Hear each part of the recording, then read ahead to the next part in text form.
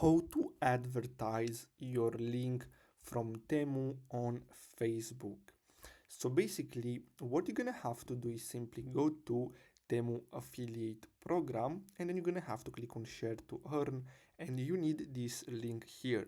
So with this link, you're gonna get paid basically. Now, if you don't know how to get access to it, you're gonna have to open a new tab and search for Temu affiliate program, and then click on this one here.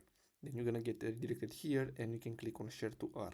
Now, what I suggest you to do is to simply go to Facebook and search for pets, and then you're gonna have to look for groups, and you're gonna have to join all these groups, or at least as many as you can, and you can basically promote your link. You can add a picture with the product from Temu in that niche, and after that you can basically add the link in the comments, or if you get engagement from other people, you can simply tell them that you have a discount and you can give them your link.